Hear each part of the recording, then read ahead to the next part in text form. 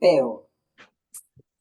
So, hello everyone, welcome to our webinar. It's a pleasure to have all you here, especially my colleagues, Silvia Gherardi, Raellin, and Schatzky, to discuss our main question. Is it possible for management to be educational practice? So, all of you received in email our proposal for this webinar. So after this initial time, I will present some ideas of a paper that inspired this discussion. And then we will open the discussion to our panelists, Silvia, Joe, and Ted. After this, we will have breakout rooms.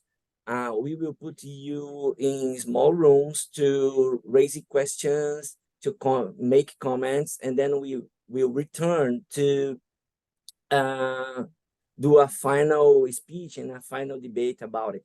Okay, so I will share with you some slides very quickly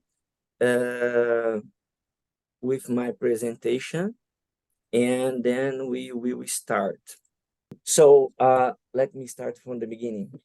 So this is the question that we started to discuss, but the paper that was inspired the discussion is this one. It's open access, so everyone can read it for free, okay? And the question is a provocative question, trying to do what? Trying to raise contradictions between management discourse and management practice regarding responsibility. So when we read many huge companies' websites and discourses about responsibility, many of them says, okay, we are responsible, we are concerned with the environment, social, and lots of other stuffs. But in practice, we still have lots of scandals, corporate scandals. Unfortunately, in Brazil, recently we have two huge scandals. One related to a company with stock markets, and those that are the owners of the company are the most richest people in Brazil. And another one, it's regarding a travel agency that stopped to attend their passengers and clients. And now we have two big issues to solve here in Brazil. Just to give you a couple of examples. We have also, from my point of view, is a problem, the agreeing that management is a sort of a neutral, rational, technical, and a non-political practice. And from my perspective, when we understand management this way, we are hiding lots of ideological and lots of values that drives the way that people do management, okay? And what is the main word that they use to say that management is doing something correct? They use the word efficiency. So in order to achieve efficiency, we are doing or looking for doing a good management. So my question is, what is inside and outside of the notion of efficiency? Okay. And another point that is very important here is the world is full of comparing values and interests that sometimes that not emerge clearly to everyone to understand these comparing values, okay? In the case of management, we can say, for instance, the idea of profits, more than these, maximization of profits. This idea, it's always comparing with lots of other stuff that we consider as responsible. So in the paper, the thesis is managing may only managing I using this way because I'm working from a practice-based perspective. So I'm trying to think in management as a process, okay, as something that is happening, doing. That's why I'm using managing. May only be responsible, a responsible practice if it also comprise an educational experience. Education, for me, it's not exactly something scholastic or only scholastic, or either something as Bourdieu used as the reproduction of society, but a reproduction that is domination to dominate, but something more towards Paulo Freire, a transformative perspective of education, okay? And then responsible managing, must be something that enables shareholders and stakeholders to deal with competing priorities wisely to achieve a sort of common good. Common good is the term that I use here, but I'm not, I say that I know that many people are concerned with this notion of common good, but it comes from this other idea, the idea of phronesis, or in English, practical wisdom. So phronesis, also known as practical wisdom, is what? Is the ability to see the common good and put it in practice, okay? So practical wisdom is significantly related to the governance of human affairs, and it involves acting upon wise judgments when faced with competing priorities. So, to thinking about a responsible managing, we need to tackle comparing priorities. What we will put first to think a good way to do management or managing, okay? So to summarize the ideas, I create this figure here where responsible managing is in the middle, and it is outcome of, it means it is a practice that is in touch and is in a texture, as Silvia uses to say, or a nexus, as Ted used to say, of many other things. So I'm not excluding formal education business school, and I'm not excluding organization, but they are, or they must be in touch and exchange and in a political debate with societal demands, and we have lots of them: poverty, immigration, and climate change, and others. So this is the main idea that I have in mind, okay? So to start, this is my initial reflection. I would like to open room to my colleagues.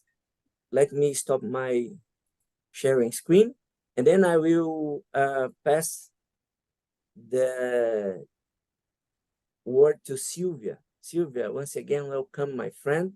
Feel free to expose your ideas. Thank you. Thank you, Marcelo.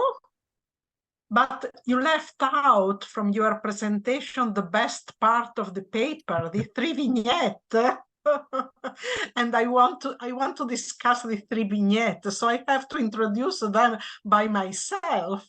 And and I have only 10 minutes, right? So Elton has to help me with the time to close my microphone when my time is over. Less than 2 minutes, Silvia. We will say 2 minutes. Okay? No, this is unfair. This is an unfair practice.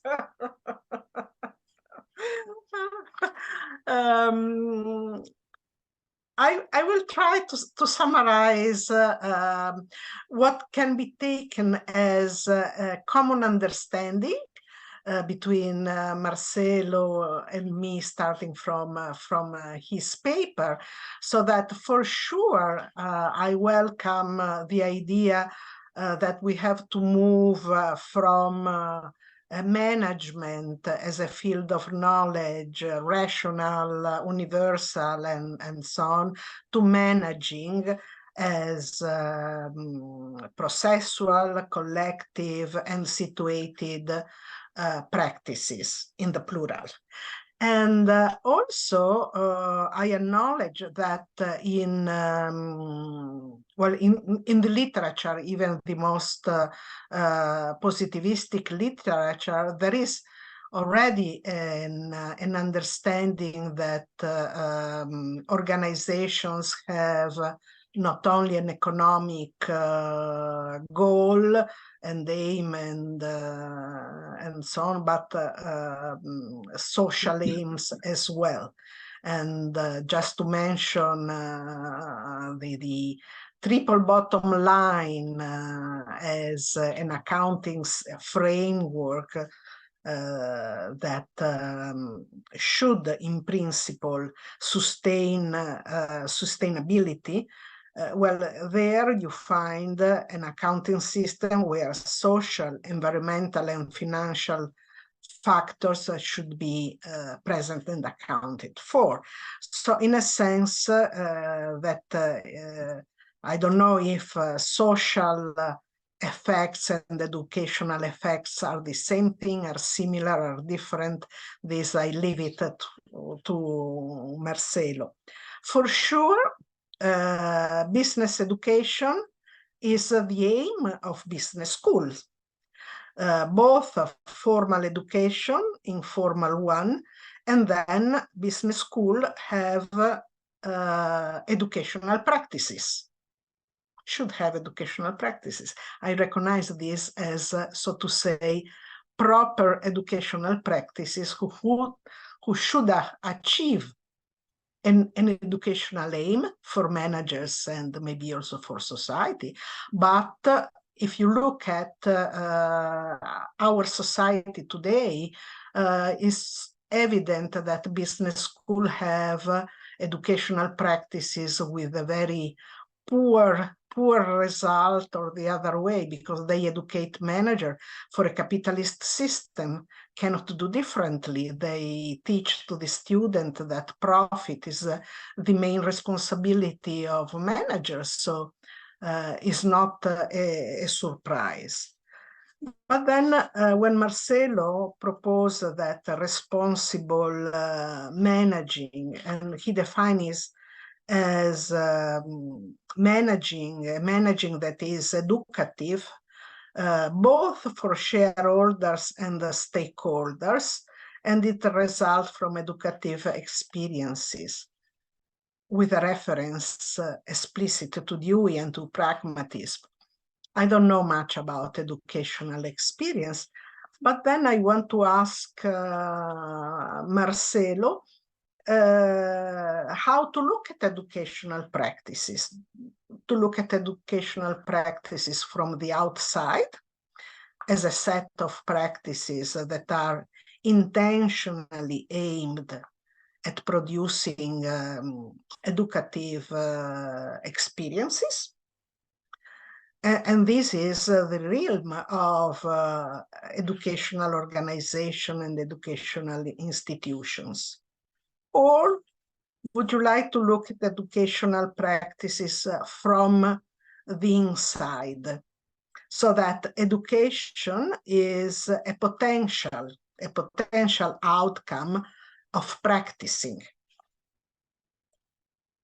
Of course, you can look at both from the outside and from the inside, maybe with different methodologies, and also maybe with different pedagogic intention, effect, and institutionalization. Because if you consider a practice like a collective knowledgeable doing, within a practice there is some knowledge that is kept, that is transmitted, that has pedagogic intention, so that all the practices can be denominated educational.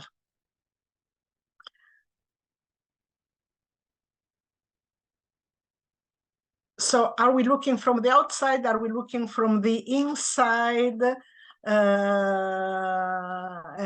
And how? Well, and how? But I would like to go to the 3 vignettes that you use. And I introduce the vignette. So you talk and you describe in the vignette an hotel from hotel practicing, so to say, and you know, when you find the little ad, if you want your towels wash, put it in the floor because we are sustainable hotels. Okay, I think that this is a good example of greenwashing. Just to pay lip service to the value of sustainability, of green industry, and so on. And we know very well that this is just a lip service. But and then Marcelo discussed another vignette from insurance companies, where I have been this afternoon. And insurance companies that offer a trade-off, this is my interpretation, a trade-off between driving safely and paying less on the insurance. Is this educational? Is it an educational practice from the outside, planned in order to educate drivers? Is it, and how the drivers perceive it, as being educated to road safety, or just as an economic trade-off between what they pay for and how to pay less? So in a sense, also this is a sort of safety washing. And the third vignette that Marcelo presents is about a training program that is open to, I would say, diversity. I cannot remember. Your case was for having black people. I'm not sure if you say that is also black woman or just black people in. And that, of course, was opposed by white supremacists. Is not a surprise. But in any case, also with this vignette, you can say that they show or are a case of diversity washing, so that in opening, training, and hopefully also organizational position through diversity management, you will have an educational effect. So I don't want to discuss if it is just greenwashing, safety washing, or diversity washing. But in reading the vignette that I really loved, it came to my mind Neil Bronson book was published in 2002, and title is something like The Organization of Hypocrisy, or Hypocrisy Organization. And he looks at the disconnection between action, beliefs, and so on. And his thesis is that organization, maybe they start with programs for diversity managing, just because maybe that the accounting system is asking, maybe they use the accounting, triple bottom line accounting, and have to be accountable for how they deal with diversity. So just for bureaucratic reason. In the long term, maybe that what was initiated out of paying lip service to these values so done for hypocrisy, in the long term becomes an educational effect, or that they found a good and ethical reason for doing it, while in the beginning was just managing from hypocrisy. And I think that this point is relevant because means that you can manage inconsistencies, or you call it contradictions in the first line of your presentation, Marcelo, so that management can be done through conflict and hypocrisy rather than control. So it's a way, it's an organizational way to give away control and to fill the gap, fill the inconsistencies through conflict or hypocrisy. So I stop here. I hope that I have been not too long. Yeah, in time. Thank you. Thank you for your paper, Marcelo. And thank you for your thoughts, Silvia. I will move it to Joe, and then in the end we can discuss all together, okay? So Joe, welcome, my friend. Thank you. Thank you. I have I have some slides, so I'm going to share them now.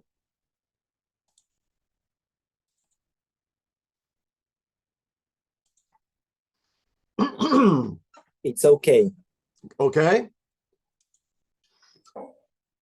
Yeah. Well, first, I just want to say it's a pleasure to be here and to participate. I don't know if people realize we've got two of the preeminent scholars and architects of practice theory with us here, Silvia, and then after me, it's going to be Ted. So it's a real pleasure to participate with them as well. And I guess you're getting a good dose of the practice approach to educational management with the three of us. But before beginning, I'd like to thank Marcelo for his tireless efforts trying to bring us all together. Thank you, Marcelo. So let me start my review by saying that although the perspective of educational management by Marcelo is well-intentioned, I believe it requires another few steps for it to sustain his goals of collective emancipation and self-determination, which, by the way, I applaud as some of our foremost objectives. So perhaps let me start right there, referring to these two endpoints. Again, collective emancipation and self-determination. Definitionally, emancipation to me is being freed from institutional restraints so as to procure economic and socio-political benefits. And then self-determination, more at the meso or group level, we may refer to the right to shape the collective character of one's community, such as to develop their own processes of collective deliberation and decision-making. Okay. So when it comes to educational practice, I would like to make the case that it be a collective activity. And Silvia's already commented on this. Ted may want to as well, but to me, a practice is a coordinated social or collective activity. So it's not a compliance. For example, it would not be an obedience forced on others by another, say a despotic manager. I mean, if workers are given orders of what to do, a practice may form after the command when the workers decide together how to cope with the order, or as we know very, very well in some cases, how to sabotage it. I'd also like to point out that practice has a normative character as people typically determine whether the practices in question are right or wrong or good or bad. So with these principles in mind, what can we do to achieve an emancipatory practice? And I would assert that those vignettes that were referred to, these examples, fall a little short, mainly because they are presented either as issues to be taught, thought about, or talked about rather than practiced. So I maintain that to reach an emancipatory level of consciousness, the actors referred to need to be engaged in what some of us have called leadership as practice development, which is the applied format of leadership as practice, or LAP. So regarding LAP, as you can see, rather than looking for leadership in people, especially their heroics, we look for it in everyday practice, not only in the interaction between people, but in the unfoldings happening in the moment. And it's valuable to us because if we can understand and reflect on our practice, we can reconstruct it in light of our reflections and on behalf of our mutual interests. So then, what is the leadership in leadership as practice? So we like to say that when social processes change the trajectory of the flow of practice, or change the turning points in the space between people, it is then that leadership is occurring. So many of us like to say, when it comes to the LAP movement, to find leadership, look to the practices within which it is occurring. So then, getting back to the leadership as practice development, or LAPD, we advise an acute immersion into the practices that are embedded within the lived experience of the participants. So rather than present issues in a training or classroom environment, the engagement would need to occur within a group attending to its own work.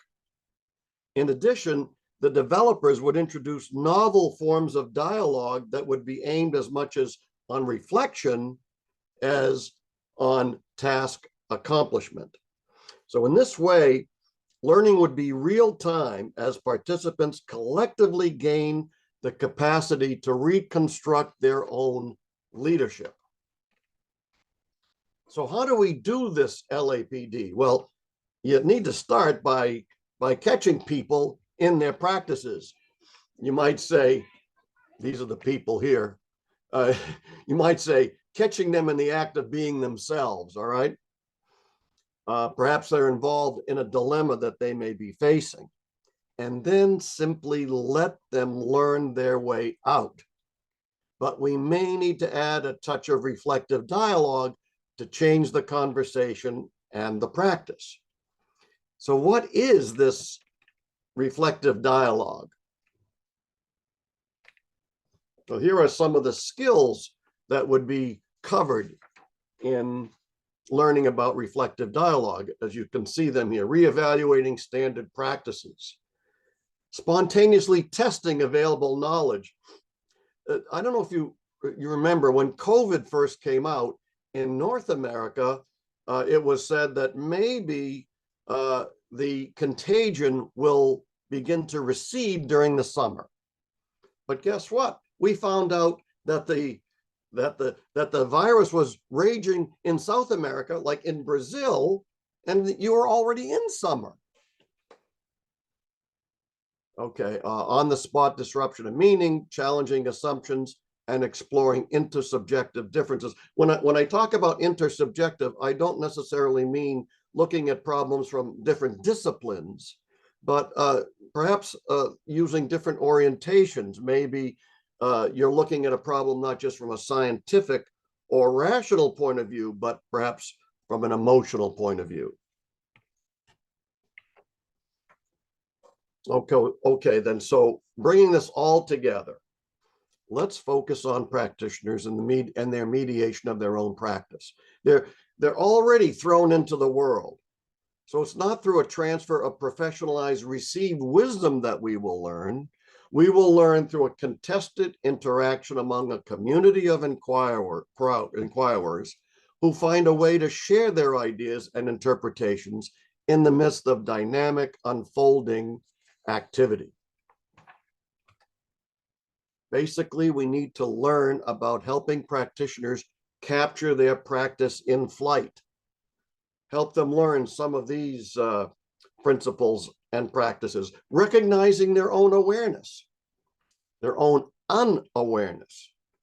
Do we realize, for example, that as we deal with our colleagues, we may be producing defensiveness in them,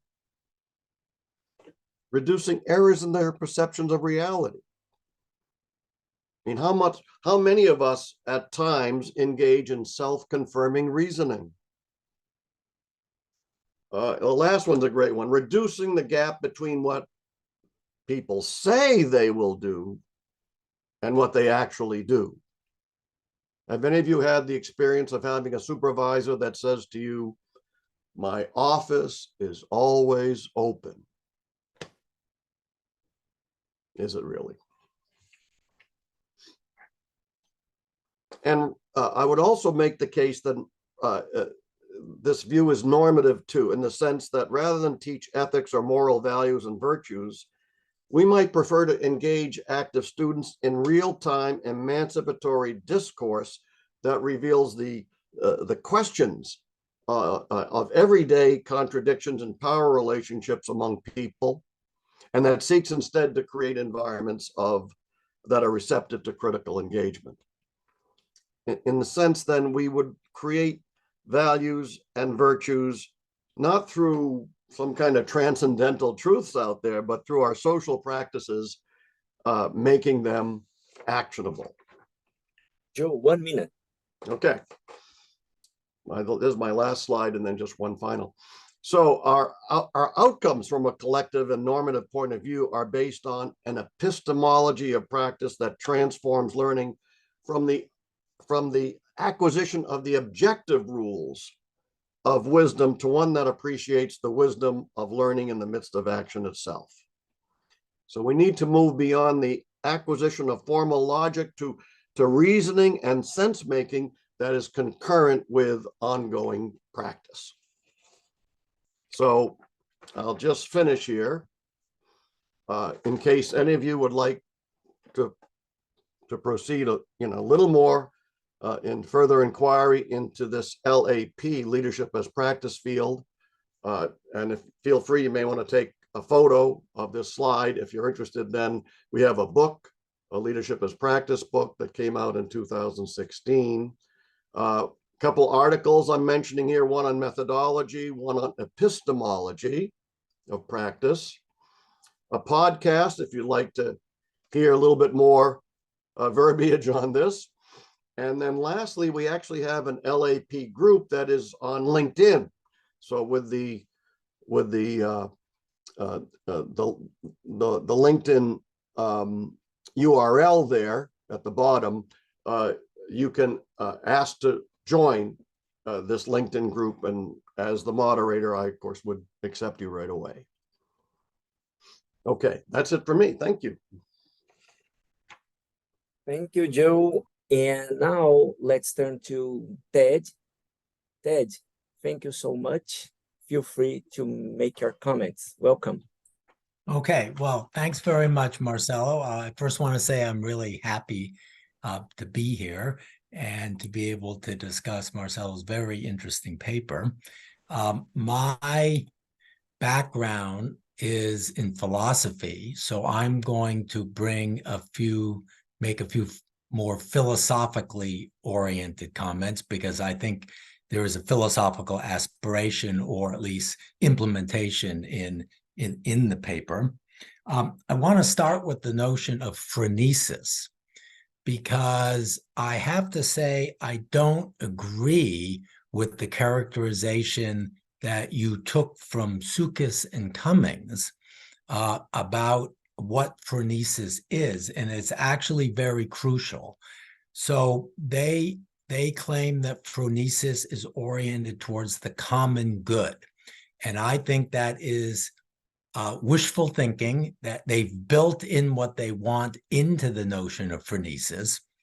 Phronesis, practical wisdom, is in fact oriented toward the good, but in the examples Aristotle gives, it is one's own good. And so we all have phronesis in some degree. And the task that, another way of putting the task that I think that Marcello is outlining is, how does one reorient practical wisdom? That is, most of us, I think, are, or at least in the world I'm most familiar with, a rather large proportion of people are oriented towards their own good. And the question is, how does one orient them toward the common good and away from themselves? And the question, is educative management possible? Relies partly on rests partly on the issue: can phronesis be reoriented in this way, and what's involved in it?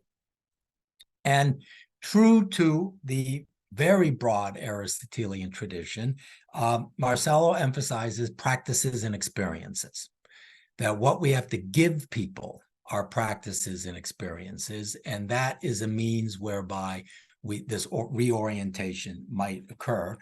So Joe addressed some of that and sort of filled that in a little bit about what that might look like. And the hope is that, in another way of putting what the hope is how do we get the right sorts of person? That is, ones who put the common good prior to their individual good. And so management certainly can, in principle, be educative to address the question. That is, it can, in principle, give people the right practices and experiences.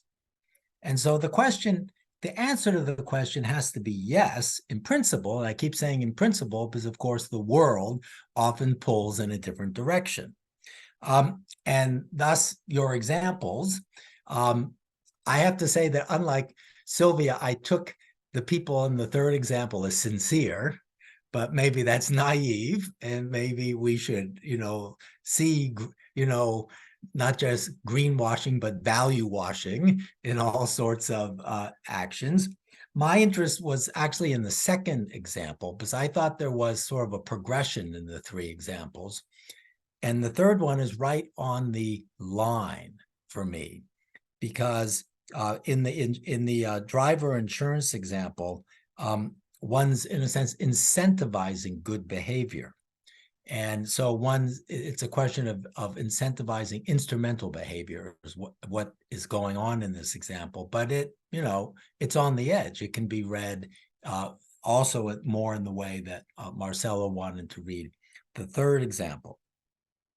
But okay, so now I want to raise a couple questions, because we have the idea that management can be educative if it gives people practices and experiences. And of course, that's a whole separate discussion, what's meant by experiences here. If it gives people the right ones, then they may, they might, act in the manner we want them to. But one issue is, and this is now Marx's third thesis on Feuerbach, is what about educating the managers? How does that work? And that's, everyone's addressed that issue in a different one way or other, including your article, is, what type of education should they receive, which in order that their management would be of the educative sort. So that's just a general question. And I suppose the answer is give them the right practices and experiences, but that's sort of an open question about exactly how that works in a more formal educational setting. But here are a couple tougher questions. How does one know which common good to pursue? Very slippery term, the common good. For instance, there are societies in which order and the suppression of deviance is the good, and in which the citizens believe this. So educative management could be compatible with a fascist society. And they would just, orient differently than one would in a democratic society. And is that okay? Now, I sensed at one point that Joe wanted, in a way, to build the norms into the notion of a practice. And that's also something that Alistair McIntyre has attempted. So that may be a general way of addressing this issue, as opposed to saying that, it's not arbitrary, but it's just contingent in a way, what values, what norms are upheld in practices, including practices of educative management. But then another question of this ilk, and this is the last thing I'll say, another question of this ilk, which actually applies to a great number of societies, including democratic societies, is what happens when you have a plural or divided society with multiple ideas of the common good, which are then the subject of political conflict. So currently, the country I call home, the United States, is possibly moving in that direction. Maybe not, but nonetheless, one can, and there are other countries that way too, I think represented here, that know very well the situation. And so what happens here, because you suddenly, educative management as a public practice available to all becomes a point, a site of potentially severe conflict. And does that alter sort of what it should consist in? Should it try to accommodate that? Should it try to avoid it, or what? And so I don't know the answers to those questions, but the starting with phronesis and the common good sort of ultimately points me in that direction. So thanks very much. Thank you, Ted. Very nice. Thank you so much. So, guys, now we will open the breakout rooms to open discussion. I hope you enjoy to raise questions and comments, and then we will return to a final debate, let's say like this, to cover your questions and the points raised by my colleague. So return from the breakout rooms. So who would like to share with us what did you talk in the breakout room to start? Heiko? Okay. Since we already sort of structured the questions, we had interesting conversations there also with Alton. And so basically there's two broad areas and questions, and we wanted to ask you whether you can help us get a theoretical conceptual handle on this, maybe, right? Because we don't know how to structure this very well. So the first one was just simply what is responsible and the responsible managing, because Ted basically problematized that notion of phronesis. And we were thinking of maybe three different ways of thinking about that. On the one hand, by these standards of excellence that by McIntyre that Ted also introduced. So maybe if you can point to someone and say, he's doing excellent responsible managing, maybe that lets us describe in a certain way what great responsible managing is. Or maybe there's, by Ted, this notion of teleoffective structure of a practice. Maybe that helps us get a handle on whether you can actually combine profit and values and responsible managing. Or maybe there's something in discord ethics by Habermas, which you would have to sort of integrate into practices to know when a responsible managing practice is actually helpful in integrating and in finding something which is common good, right? Like, do we have at least a process that we can point to and say, okay, like following these criteria for a process, this is actually a responsible management practice. We don't know. So our question is basically, the whole theme is like, what's responsible actually in responsible managing? To what degree? How can we get a handle on this? And the second one is, how do you get people to do it? And we were thinking of two ways. So on the one hand, Elizabeth Schoff has that notion of how do practices recruit practitioners and adherents. And maybe if you look at how responsible management recruits practitioners versus non-responsible managing recruits practitioners and how the two compete, maybe you can actually get a better notion of different, like you can actually make headway into putting this in practice, like getting people to do it. And Elton had the idea that Martha Feldman has also written about seeding practices. Maybe that's also a way of thinking about, like, how do you get people to do it? I don't know. Those are the two questions, the basic questions. And as I mentioned, we haven't fully fleshed out how to think about this. I hope it helped. Okay, Heiko, thank you. I think we can do a turn around the questions to save some time, okay? And then we can comment in the final. Someone else would like to share some comments or raise questions?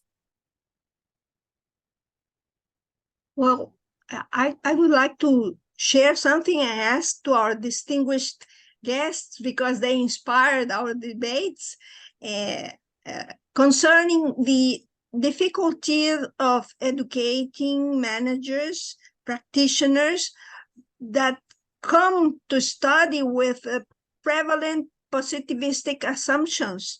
So ontology, epistemology, subjectivity in the learning process is soft for them. So it's difficult to stimulate them to open the perspective.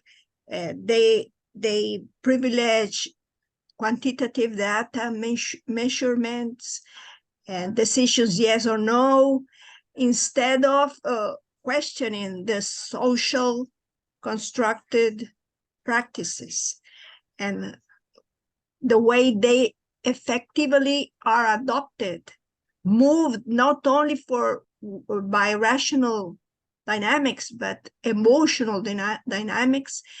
So education, to be educational, we need to change our assumptions on education for understanding better phronesis, processes, interaction, processual perspectives, which is very difficult in my experience, at least. I don't know, Marcelo's also, but that is the way. And Oliver may share with us exactly a paper on ontology for education.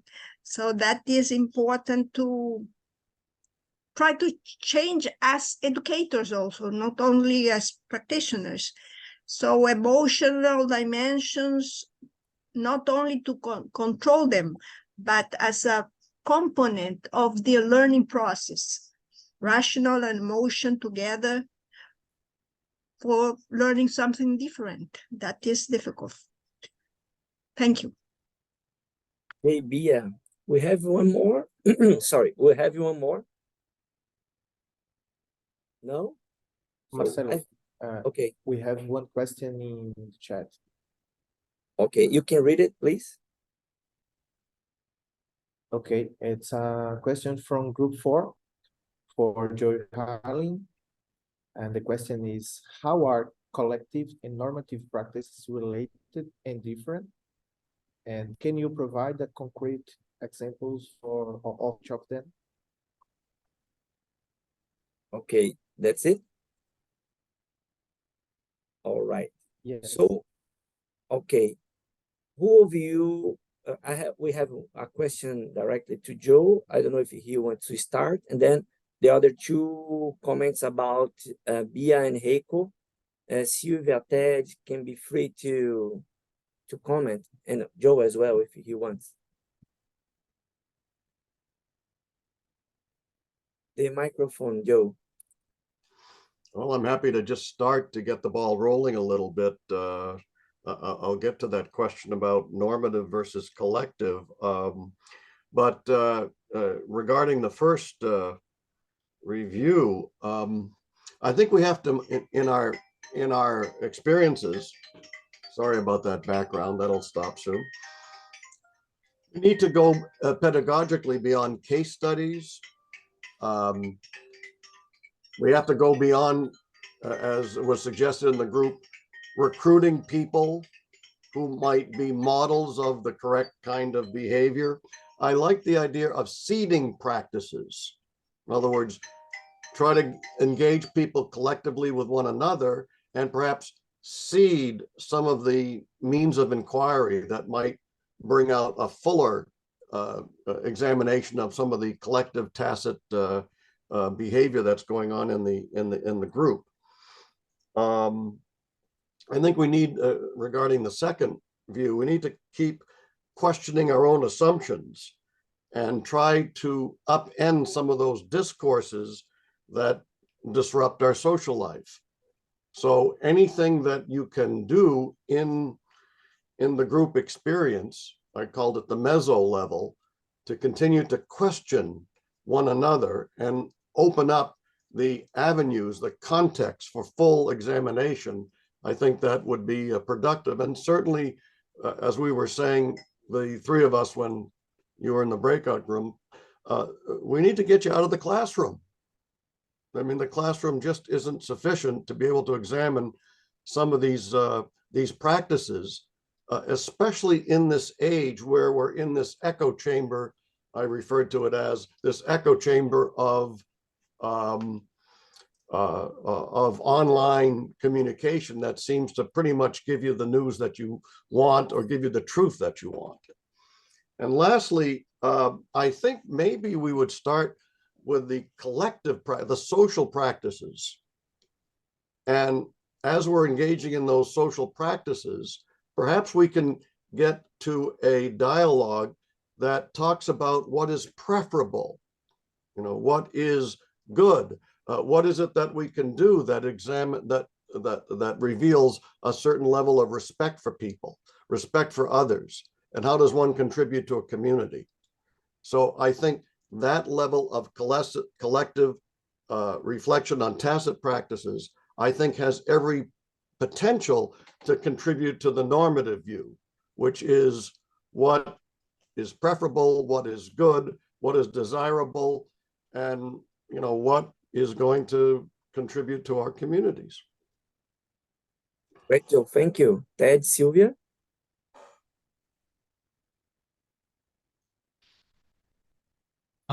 Okay. Let me address two of the questions that came up initially.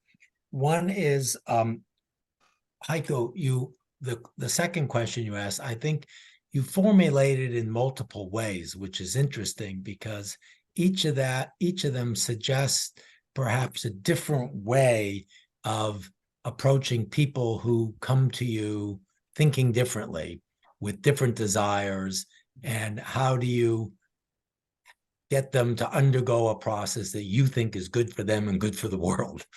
And I think it's dangerous to put it in terms of motivation, because I think motivation is a really tough nut to crack. It's the same question that Marx faced, and I think all progressive, even Enlightenment approaches have to deal with. Motivation's too tough. So you offered two others. You mentioned Chauve's recruiting, which, I mean, I don't think offers much in the way of a mechanism.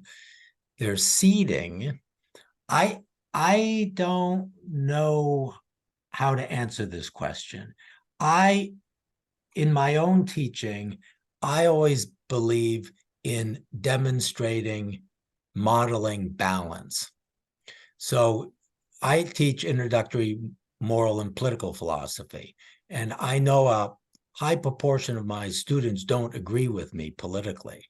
And so I feel that I open them to listening and interacting if I demonstrate a balance and exemplify the very virtues that I want them to learn, namely listening to what people say, and then not dismissing, even if you disagree, but working with it somehow to move. So, I mean, beyond that, I don't really know. That's a very hard question.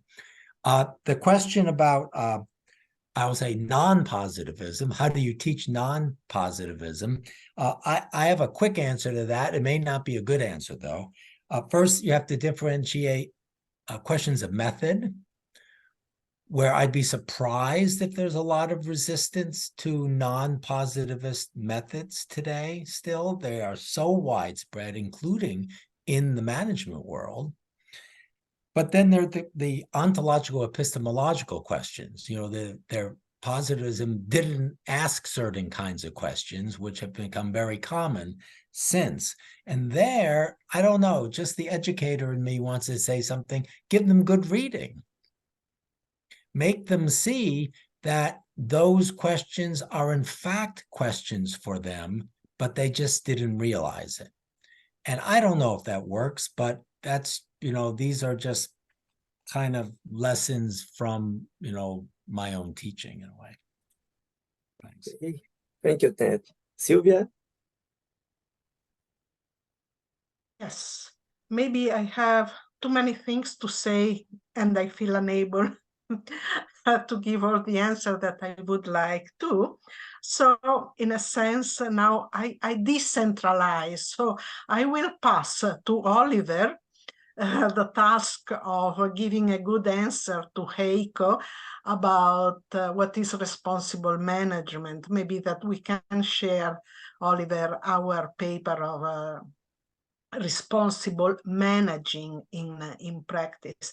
But I want to say something about how Heiko put the question that interests him, because in a sense, instead of going to managing, also his question assumes that responsible managing is something that can be universalized according to certain principles and so on, while the proposition to leave apart abstract knowledge and to look at how this knowledge is enacted, is done, so how values are, so to say, are emerging from what is done, so that you don't presume it in the beginning, but you look at if they are realized and what kind. A stupid example, Mafia is a wonderful organization with wonderful educational practices. Is this the model? They have a really strong ethics. Maybe is an ethic that we don't share, that socially we don't share, but this is a stupid example. But the point is that instead of assuming universal principle, ethic as universal, and then you apply, you do the other way around. You look at what is done, how the practice are practiced. So from practicing, you say, from this practicing, what kind of values are coming out? So meaning that responsible managing, you have already to study it in situ, in situated ways of doing, and then ask what is coming out. So it's a question of how you put. Another question that would require a lot more of discussion is what is a responsibility? Different school of ethics, but just to mention feminist ethics, not only ethics of care, but ethics of vulnerability, so that the primary relationship that we have is with the other. And other means, or we as humans, we are vulnerable. So vulnerability and relationality to the other are the principle of ethics, and ethics is about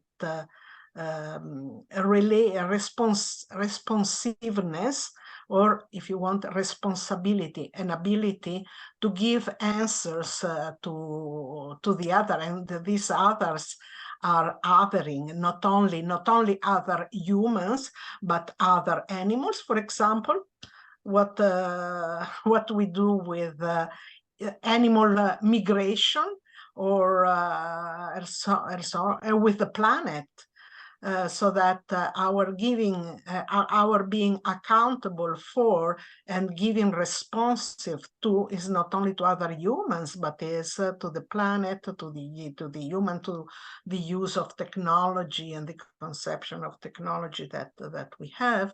And this, if you want, lead me to talk about Costanza question, how we teach it. We teach it making people participate in discourses and on different discourses. So, and this is part of our responsibility as intellectuals, as the profession that we do. So what kind of methodology we write about, we think, and so on. If we assume a relational ontology, if we assume a post-humanist, critical post-humanism ontology, we start in the epistemology and ethics epistemology, we start talking about what kind of human, what kind of subject humanity is, and what kind of relationship is practiced with all the otherness that are around us. Very good. We have just a few minutes. So first of all, before finish our session, I would say that we have had here lots of many insightful ideas and propositions. My conclusion is that we need to go through on the idea of practice, trying to understand values and morals and ethics that drives any sort of practice and the practitioners that are involved in a contextual way to understand certain practices. So Heiko, when we are looking for responsible managing, we need to understand what does it mean in each context that we are trying to understand or to see how it happens. And I'm in doubt if we still have universal values, because we see lots of problems around the world. So I think the best way to put forward this issue is to think about contextual and see how it happens in each way. That's why I think the idea of phroneses are important, because phronesis is not something that is static. It happens. It happens in each moment that we need to decide something, a dilemma, a conflict. So I think it's not the original idea of Aristotle and that I'm now, but the core idea could be useful to think something else and beyond that. Okay. And so I would like to say once again, thank you to Joe, thank you for Ted, Silvia, and all of you that joined us today. I was very happy. I'm very happy with this meeting, this webinar, the result. Thank you, Oliver, to join us today. And here is the invitation to listen Oliver and Paulo and Anne Cunliffe on November 7th. Okay, we have the second part of this debate. Please join us, and it's open to everyone that is interested.